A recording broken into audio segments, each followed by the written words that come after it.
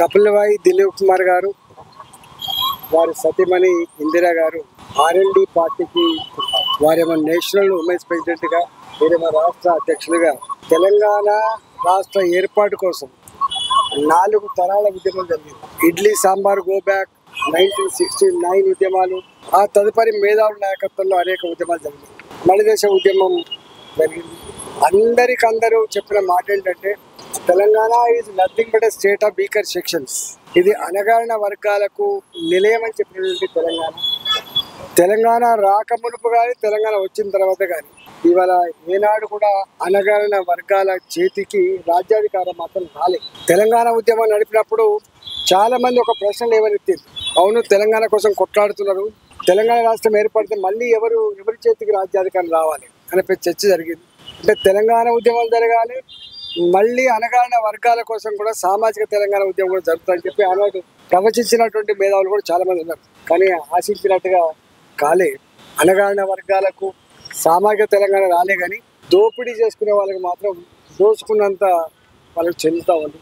తెలంగాణ రాష్ట్రం ఏర్పడిన తర్వాత కొన్ని బరిదెగించిన సంఘటనలు, అంతకుముందు చట్టం అంటే ఇంత భయము గౌరవము, ఇవాళ ఈ పని చేయాలంటే కొంత శశపిశలు ఉండేది.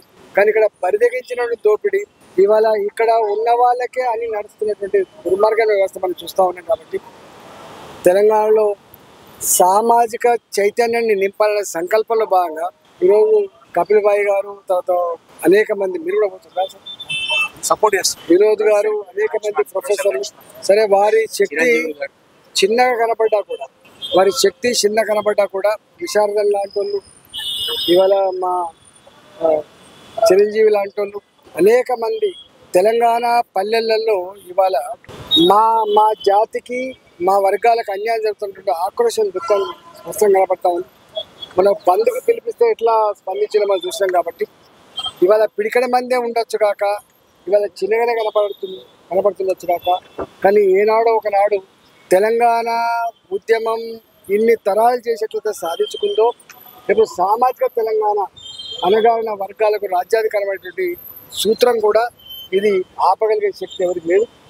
ఆలస్యం అవుతుండొచ్చు, కొంత ఒడిదుడుకులకు గురవుతుండొచ్చు, కానీ 100% ఇవాళ ఈ గర్భంలో పుట్టిన ఈ ఆలోచన, సామాజిక తెలంగాణ ఆలోచన తప్పకుండా విజయ తీరాన్ని ముద్దాడి తీరుతుందనే విశ్వాసం ఉన్నది.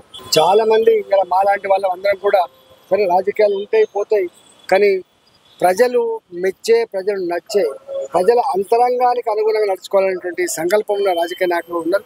ఇవాళ వీరు చేస్తున్నటువంటి ఇవాళ తెలంగాణ వ్యాప్తంగా ఏ స్పందన వస్తుందో దానికి సంపూర్ణంగా నాలాంటి వారిని మద్దతు ఇస్తా ఉన్నాం.